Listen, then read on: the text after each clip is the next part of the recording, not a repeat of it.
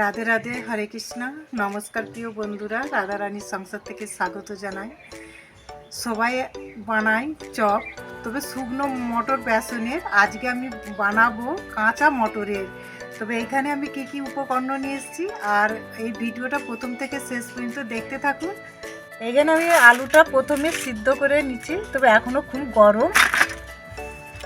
আর এইখানে দেখুন, এখানে আমি 500 মটর সুটিটা ছাড়িয়ে নিচ্ছি, 500 গ্রাম এইটা। আর এখানে শুকনো লঙ্কা, চপ বানালে শুকনো লঙ্কা আর হচ্ছে কালো মরিচ, জিরে, ধনে আর হচ্ছে পানমৌরি সবটা আমি ভেজে নেবো। এখানে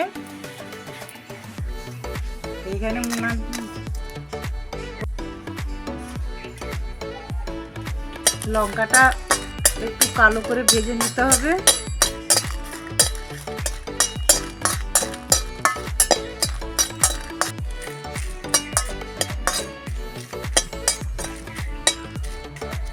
এখানে আমার লঙ্কাটা ভাজা হয়ে এসছে, দেখুন একটা কালচে টাইপের কালার এসে যাবে। আর দিয়ে দেবো আমি মশলাগুলো সব।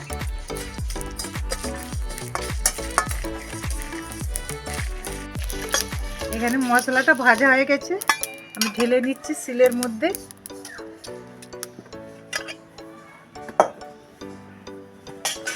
আমি মটরটা মিক্সি মেশিনে ঢেলে নেব।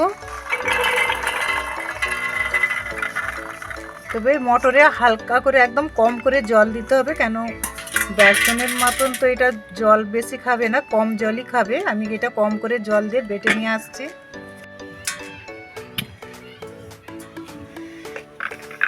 এইখানে আমার মটর কড়াইটা খুব সুন্দরভাবে বাটা হয়ে গেছে, দেখুন এইভাবে এটাকে বেটে নিতে হবে।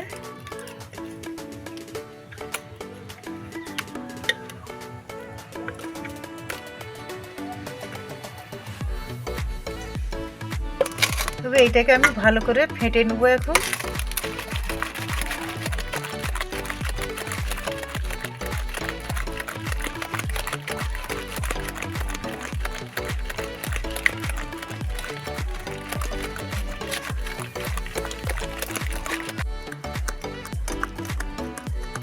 এখানে আমার কাঁচা মটরটা ফাটা হয়ে গেছে, দেখুন খুব সুন্দর।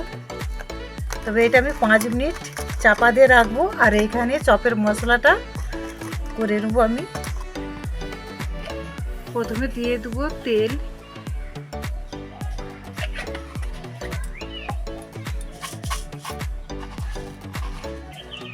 দিয়ে দেবো 5 ফোড়ন,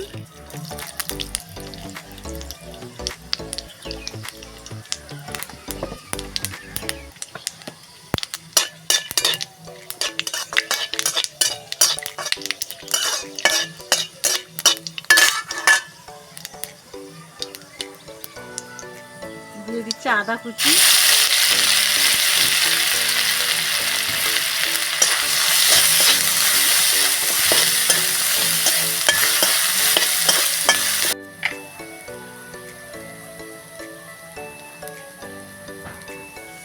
দিয়ে দিচ্ছি গুঁড়ো লঙ্কা 1 চামচ, কেন আমার শুকনো লঙ্কা ভাজা হয়ে আছে মশলার সাথে। আর পরিমাণ মতন হলুদ গুঁড়োটা কম করেই দিতে হবে, নাহলে কালো লাগবে।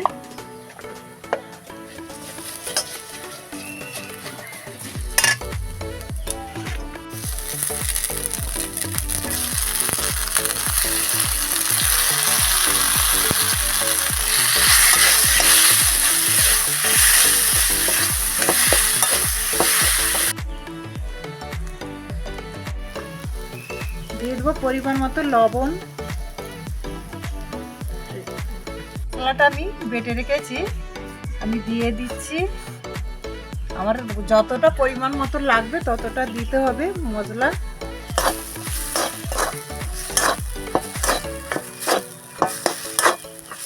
এখানে আলুর মশলাটা হয়ে গেছে, এবার দিয়ে দেবো ধনে পাতা।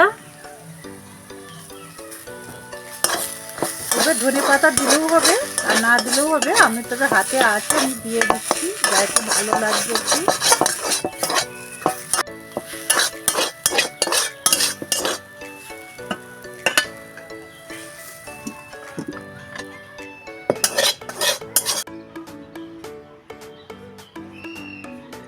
তবে এখানে আলুর মশলাটা একটু ঠান্ডা হোক, আর আমি আবার কাঁচা মটরের বেসনটা আবার ফুলে নেবো। আমার 5 মিনিট হয়ে গেছে।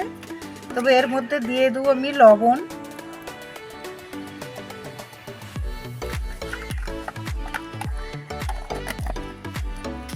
আর দিয়ে দিচ্ছি বেকিং সোডা। পরিমাণটা কম করে দিতে হবে, নাহলে এটা ফেটে যাবে। দিয়ে আমি আবার ফেটে নেবো এটা। তবে আলুর মশলাটাকে আমি একটা গ্লাস নিচ্ছি, এই গ্লাস দিয়ে ভালো করে আলুটাকে মাখিয়ে নেব। আলু বেশি গোটা থাকলে মশলাটা থেকে বেসনটা সরে যেতে পারে, ওই করে এটাকে ভালো করে আলুগুলোকে ঠেসে নিতে হবে।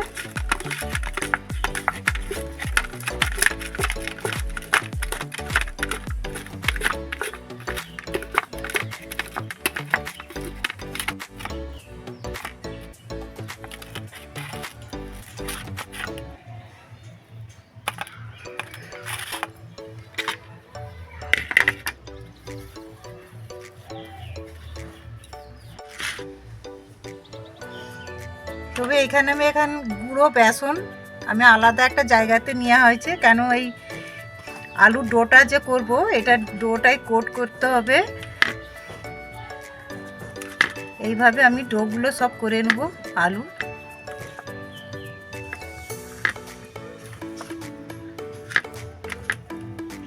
আমার আলুর ডোগুলো সব হয়ে গেছে। আমি এবার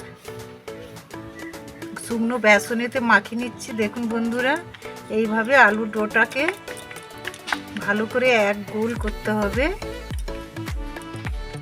আমার একটা হয়ে গেছে,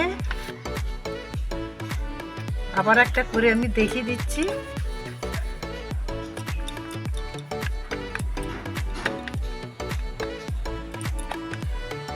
সবগুলোকে গোল করে নিতে হবে।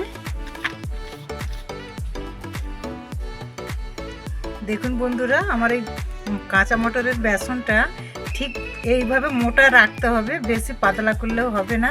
তবে আমি একটা করে দেখাচ্ছি। বেসনটাকে নিয়ে ভালো করে মাখিয়ে নিতে হবে।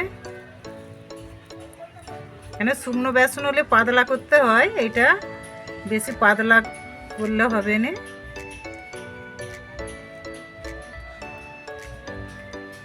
আমি এবার ছেড়ে দেবো তেলের মধ্যে, আবার একটা ছাড়বো।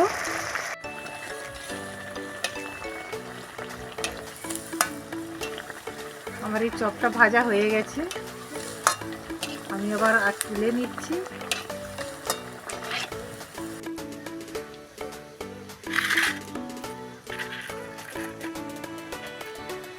দেখুন বন্ধুরা, এইখানে আমার সব চপগুলো কত সুন্দর ভাজা হয়েছে আর মচমচও করছে, দেখছেন? আর ভিতরে কালারটাও কত সুন্দর দেখুন। তবে এইভাবে আমার সব চপগুলো ভাজা হয়ে গেছে। আপনারাও পারলে এরকম ভেজে খাবেন আর আমাকে কমেন্ট করে জানাবেন কেমন লাগছে। এখন আমাদের ভগবানকে ভোগ লাগাতে যাব। আর যদি এই কাঁচা মটরের চপটা ভালো লাগে, লাইক কমেন্ট শেয়ার করবেন। হরে কৃষ্ণ।